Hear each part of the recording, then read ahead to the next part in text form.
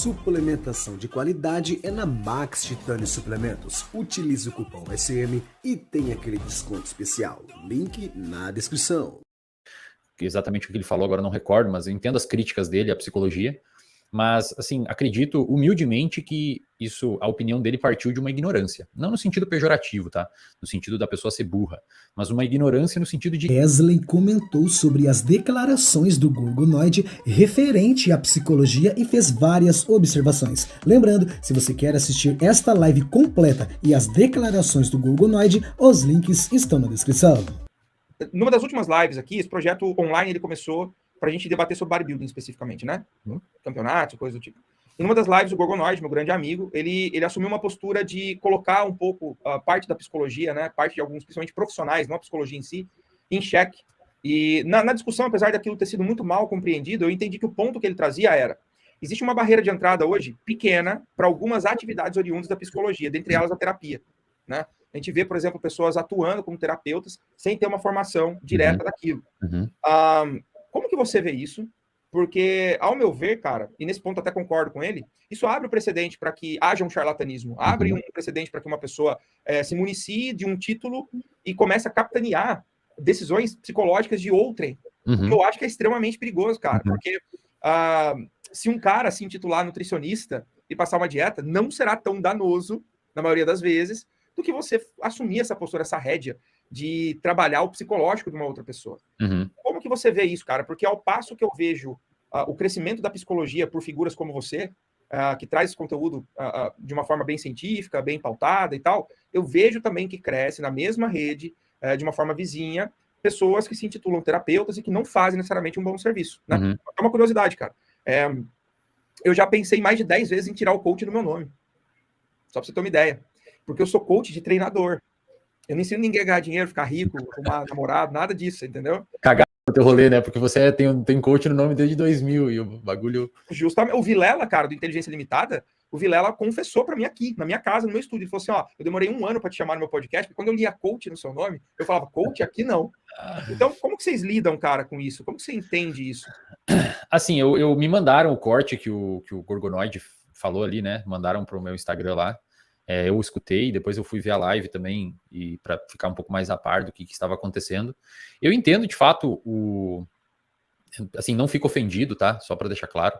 Eu entendo, e não é a primeira vez que as pessoas direcionam a mim as suas insatisfações com a psicologia, e entendo, de verdade, que ele pense que é uma profissão, não sei exatamente o que ele falou, agora não recordo, mas eu entendo as críticas dele à psicologia.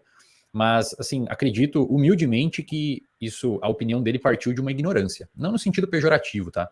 No sentido da pessoa ser burra. Mas uma ignorância no sentido de ignorar mesmo do termo informações.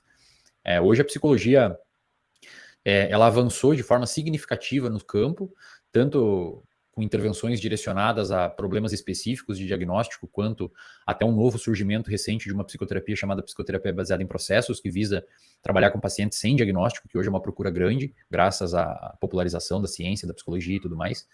Então, acredito que foi ali uma infelicidade dele, por conta dele realmente não ter acesso aos conteúdos que a gente tem hoje disponível acerca da psicologia, e também, talvez, por ele ter acesso exatamente a esse lado que você mencionou, né? Infelizmente hoje, Rubens, o nosso conselho, ele não é tão ativo no sentido de tornar a atividade de terapeutas uma prerrogativa do psicólogo ou dos médicos psiquiatras, né? Acredito que médico psiquiatra pode sim também ser um psicoterapeuta, porque ele tem formação para isso, mas hoje realmente qualquer pessoa pode se intitular terapeuta. Se a pessoa que está aqui no chat hoje quiser botar, sou terapeuta a partir de amanhã, nenhum conselho vai fazer isso. Eu acho muito difícil que uma pessoa possa se intitular médico ou advogado sem que o Conselho Federal de Medicina ou a OAB não vá atrás amanhã, né?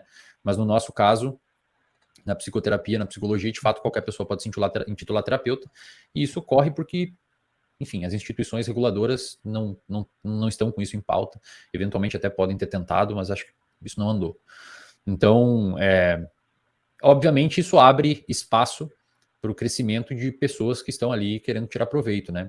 Pessoas que eventualmente prometem coisas que a gente não tem respaldo, pessoas que acham que a psicoterapia se limita, ou a terapia se limita a técnicas fechadas, ou a passos, por exemplo, passos específicos para você curar sua ansiedade ou cure sua depressão desse jeito, quando na verdade nós sabemos que as ferramentas psicoterapêuticas que a gente tem, elas são complexas, demora para você conseguir aprender, e principalmente, Rubens, um profissional da psicologia que trabalha de forma séria, ele trabalha com o que a gente chama de prática baseada em evidência, que é o quê?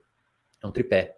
Você atuará sempre com o tripé da sua expertise clínica, então um terapeuta da PBE vai trabalhar fazendo o que ele sabe, expertise clínica, você não trata um paciente que você não sabe.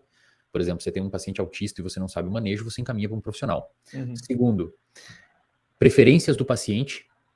Você vai sim ouvir as preferências do paciente. Então, se o paciente, por exemplo, é de uma religião específica e essa religião não permite com que o paciente saia no domingo, é um dia de ficar em casa, você não vai dar uma tarefa de casa de exposição, terapia de exposição no domingo para o paciente.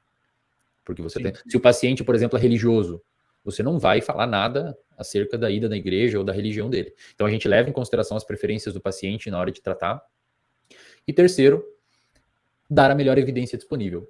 Então, você vai tratar um paciente com fobia específica com terapia de exposição. Você vai trabalhar um paciente com transtorno de personalidade borderline com terapia comportamental dialética, que é o padrão ouro nos ensaios clínicos. Você vai tratar um paciente com dor crônica com terapia de aceitação e compromisso. Você vai tratar um paciente com depressão com terapia cognitivo-comportamental. Você vai tratar um paciente com ansiedade com terapia cognitivo-comportamental. Então, você sabe fazer a técnica, você respeita as preferências do paciente e você dá a melhor evidência. Quando você faz isso, você está fazendo prática baseada em evidência e, consequentemente, a chance do seu paciente chegar numa melhora é maior. Tá? Infelizmente, qualquer pessoa pode se intitular terapeuta, né? E muitas dessas pessoas que se intitulam terapeuta não têm esse respaldo técnico-científico, consequentemente, podem acabar manchando a imagem de uma classe inteira que muitas vezes é séria e que tem ajudado muitas pessoas. Como mencionei, a psicoterapia hoje é um consenso em vários estudos gigantescos que para problemas psiquiátricos, salvo os que têm envolvido psicoses, como esquizofrenia, mas de resto, depressão, ansiedade, TOC, TDAH, transtornos de personalidade, fobias, tudo isso, transtorno bipolar, o tratamento com psicoterapia é tão bom, se não melhor, que medicamento para pessoas com problemas leves a moderados. Problemas do transtorno tendo uma gravidade alta já é interessante associar com medicamento. E, cara, é uma psicoterapia da fala, com pouco efeito colateral.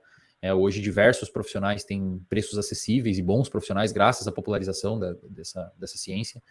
E, de novo, acredito que a opinião do Gorgonoide tenha sido um momento ruim ali na vida dele, onde ele talvez tenha falado uma coisa que ele, na realidade, não queria ou mesmo não acredita. Tá? Até assim, complementando, cara, isso partiu de um comentário sobre educação física. Educação física é uma área que, apesar do profissional da educação física estar se desenvolvendo de uma maneira nunca vista, cara.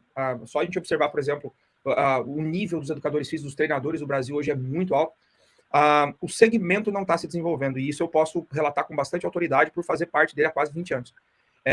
Eu acredito de verdade que a gente precisa dar um salto e criar mais uma cultura tecnicista para alguns segmentos, para que a gente possa exatamente devolver gente mais qualificada para o mercado. Uma coisa que é muito comum aqui nos Estados Unidos, cara, é o seguinte: se você jogou, por exemplo, futebol americano sua vida inteira, provavelmente quando você aposentar, você vai ter um serviço garantido dentro de uma escola. Você vai ser coach de algum time, de alguma escola, no seu bairro, na sua cidade, no seu condado. É fato isso, porque a sua experiência é o seu melhor currículo, né? Legal. E normalmente para esse profissional é exigido uma licença para que ele atue naquele segmento. Então ele vai em algum órgão, né, que ele tem que prestar contas ali, e de 3 a 6 meses ele tem que passar por testes e provas que vão comprovar de que ele tem o mínimo necessário para ele atuar naquele segmento. Então a gente vê uma reintrodução, às vezes, do atleta, do desportista, num segmento que ele amou a vida inteira e que ele quer continuar colaborando. Isso não acontece hoje, né, dentro do Brasil, no esporte. Então a gente vê que é difícil o cara entrar, por exemplo, de maneira legal para trabalhar com o segmento que ele ama, que ele tem que ir para a faculdade de educação física, fazer 4 anos, um monte de disciplina que ele não vai usar deliberadamente e tal. Então, quando a gente comentou sobre isso, a gente fez críticas ao Conselho de Educação Física, ao CREF, que ele deveria se modernizar e criar alternativas para o cara da natação, para o atleta olímpico voltar e dar uma aula e poder trabalhar com isso, né? E aí, respingou na psicologia. Eu acho que acabou indo para esse lado, né? Tipo, o cara é terapeuta, mas, diferentemente do que você falou, ele não está ali como um profissional que interpreta o outro e adota uma postura. Basicamente, ele tem uma fórmula mágica e ele aplica em absolutamente todas as pessoas, né? Ou ele trata todo mundo com religião, ou ele trata todo mundo com terapia de choque, ou ele trata todo mundo... É sempre uma coisa muito assim, né? A maioria desses caras acaba escrevendo um livro, né? Existe um padrão nisso também. Então eu entendi, eu fiquei realmente muito sentido, cara. Eu adorava ter a presença do Gorgo aqui. Eu tenho certeza que se você tiver a oportunidade de conhecer ele, você vai adorar. Ele é um cara de opinião muito forte, muito embasado. Mas também acho que ele foi infeliz nessa colocação com a psicologia, que acabou combinando que ele não estivesse mais aqui com a gente. E de novo, assim, Rubens, acho que é uma... digamos que eu diria quase como se ele fosse uma vítima, sabe? Acredito que se ele tivesse o pacote de informações que a gente tem hoje sobre a seriedade e a eficácia das psicoterapias, principalmente essas que a gente comentou no início da live, de terceira onda e essas de primeira onda que a gente ainda utiliza, ele provavelmente não teria a mesma opinião, porque ele é um cara inteligente.